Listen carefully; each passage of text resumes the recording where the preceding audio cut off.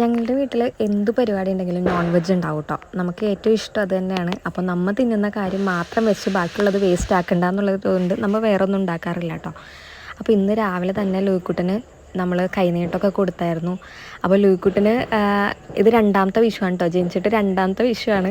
പക്ഷേ ആൾക്ക് 1.5 വയസ്സായിട്ടുള്ളൂ കേട്ടോ. അപ്പോൾ ജനിച്ചിട്ട് 2 വയസ്സാവണേക്കാളും മുമ്പ് ആൾ 2 വിഷു ആഘോഷിച്ചു. അതിനുശേഷം ലൂയിക്കുട്ടൻ കുറേ നേരം അവിടെ ഇവിടെയൊക്കെ ആയിട്ട് ഓടിക്കളിച്ചു കേട്ടോ. ഇന്നലെ ചെറുതായിട്ടൊരു പനിയൊക്കെ വന്നായിരുന്നു. അപ്പോൾ ആൾ ഇത്തിരി ടെസ്റ്റായിരുന്നു, പിന്നെ മരുന്നൊക്കെ കഴിച്ച് ഓക്കെ കേട്ടോ. അതിനുശേഷം ലൂയിക്കുട്ടന് ഞാൻ നേരത്തെ തന്നെ ചോറൊക്കെ കൊടുത്തായിരുന്നു.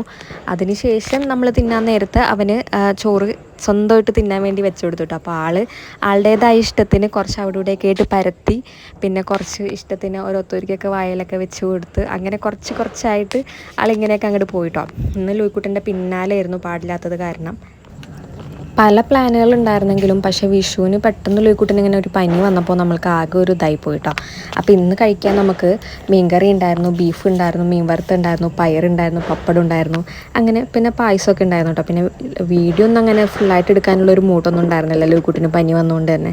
അപ്പോൾ നമ്മുടെ ഒരു തട്ടിക്കൂട്ട് വിഷുവായിരുന്നു കേട്ടോ ഇന്ന്. എന്നാലും കുഴപ്പമില്ലായിരുന്നു, ചെറുതായിട്ടൊക്കെ ഒന്ന് ആഘോഷിച്ചു.